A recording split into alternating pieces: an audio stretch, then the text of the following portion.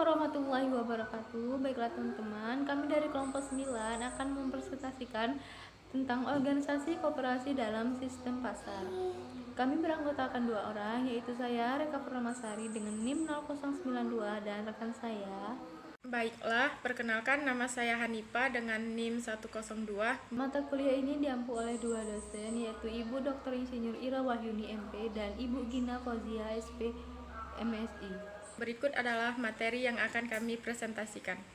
Baiklah teman-teman, saya akan membahas mengenai organisasi koperasi dalam sistem pasar. Yang pertama ada kekuatan dan kelemahan koperasi dalam sistem pasar. Sebagai bagian dari sistem pasar secara keseluruhan, koperasi akan bersaing dengan perusahaan-perusahaan lain yang bukan koperasi. Untuk memenangkan persaingan, bagaimanapun koperasi harus mempunyai kemampuan bersaing di pasar. Berbagai strategi dan kebijaksanaan yang biasa dilakukan oleh banyak perusahaan non-koperasi harus digunakan oleh koperasi agar mampu meraih target pasar yang dikehendaki. Koperasi harus mampu menggunakan kekuatan-kekuatan yang dimiliki, mampu mencari peluang yang dapat meningkatkan pertumbuhan, memanfaatkan kesempatan-kesempatan yang ada, dan memperbaiki kelemahan-kelemahan yang ada dalam koperasi. Kelemahan koperasi yakni dari prinsip koperasi. Yang pertama, prinsip keanggotaan bersifat terbuka dan sukarela akan melemahkan struktur permodalan dalam jangka panjang. Kedua, prinsip kontrol secara demokratis menyebabkan anggota yang memiliki modal besar akan keluar pada perusahaan lain di mana pemilik modal terbesar akan memiliki kontrol terbesar pula. Yang ketiga, prinsip pembagian jasa SHU berdasarkan jasa anggota akan mengurangi pemilik modal memasuki koperasi. Dan yang keempat, prinsip bunga yang terbatas atas modal akan mengurangi kegiatan anggota untuk menabung pada koperasi. Yang kedua, koperasi dalam rantai tata niaga. Pada dasarnya ada 3 pelaku dalam sistem pasar, yaitu produsen, konsumen, dan perantara. Penjelasannya, yang produsen yaitu orang atau badan yang menghasilkan produk tertentu. Produk tersebut bisa berupa produk akhir yang langsung dikonsumsi. Bisa pula produk antara yang digunakan untuk proses produksi berikutnya. Konsumen, orang atau badan yang menggunakan suatu produk. Rumah tangga perusahaan dapat dikatakan sebagai konsumen dalam hal penggunaan input. Berikutnya pedagang. Orang atau badan yang membeli produk tetapi bukan untuk dikonsumsi, melainkan untuk dijual kembali. Pedagang merupakan mediator penghubung antara produsen dan konsumen. Seorang produsen mempunyai 3 alternatif yang mungkin dipilih, yaitu yang pertama, menjual langsung ke konsumen, yang kedua, menjual ke pedagang, dan yang ketiga, menjual ke koperasi. Bagi seorang konsumen yang akan membeli barang-barang keperluannya sebenarnya juga mempunyai 3 alternatif, yaitu 1. Membeli dari produsen secara langsung. 2. Mengontrak dari pedagang.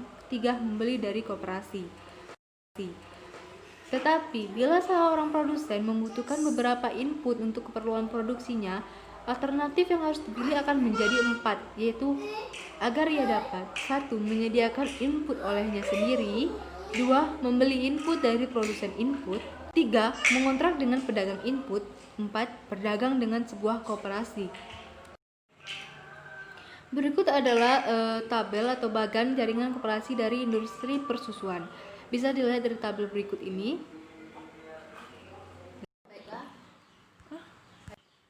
Baiklah, saya akan melanjutkan presentasi dari teman saya Reka.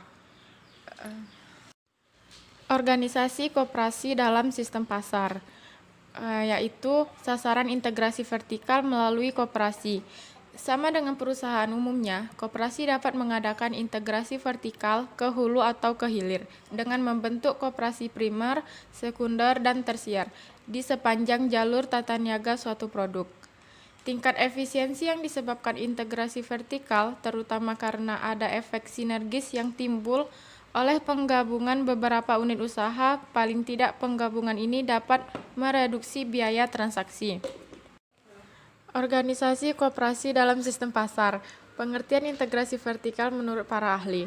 Pertama yaitu menurut R.A. Supriyono pada tahun 1985, integrasi vertikal merupakan salah satu strategi alternatif dalam mana perusahaan memperluas lingkup kegiatannya dengan melaksanakan integrasi ke belakang yang disebut dengan hulu atau integrasi ke depan yang disebut dengan hilir. Kedua, yaitu menurut Porter pada tahun 1996, integrasi vertikal merupakan kombinasi dari proses-proses produksi, distribusi, dan atau proses ekonomi lainnya yang secara teknologi berbeda dalam batas-batas satu perusahaan tunggal. Menurut Ima Suwandi pada tahun 1985, integrasi vertikal yang ada di Indonesia pada dasarnya hanya dikenal 3 bentuk. Yang pertama yaitu bentuk federasi, yang kedua itu bentuk pemusatan, yang ketiga itu bentuk campuran. Untuk menopang kegiatan koperasi dan efisiensi di tingkat bawah, beberapa pusat koperasi mendirikan induk koperasi yang mempunyai beberapa pabrik penopang atau kegiatan lain yang menopang kegiatan usaha di tingkat pusat koperasi, primer koperasi, dan anggota koperasi. Berikut adalah integrasi vertikal dalam federasi, dapat dilihat dari grafik tersebut. Samping itu, di tingkat koperasi dapat pula didirikan usaha-usaha penopangnya. Dapat kita lihat berikut ini adalah bagan dari integrasi vertikal dengan centralized. Selanjutnya adalah sikap terhadap kebijakan harga. Bila dilihat dari peranan anggota dalam koperasi yang begitu dominan, maka setiap harga yang akan ditetapkan koperasi harus dibedakan antara harga untuk anggota dengan harga untuk non-anggota.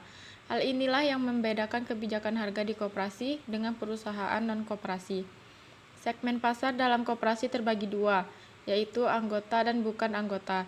Sedangkan perusahaan non-koperasi adalah masyarakat umum yang tidak punya kaitan kepemilikan dengan perusahaan tersebut. Perbedaan ini mengharuskan daya analisis yang lebih tajam dalam melihat peranan koperasi dalam pasar yang bersaing.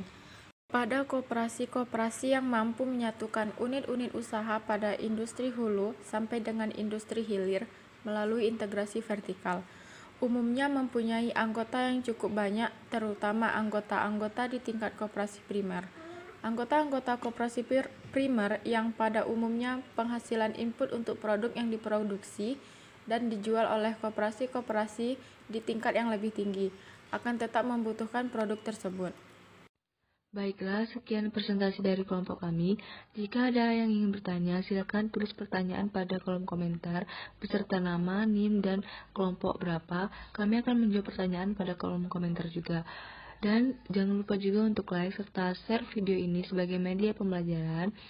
Baiklah, sekian dari presentasi yang dapat kami sampaikan. Saya ucapkan wassalamualaikum warahmatullahi wabarakatuh.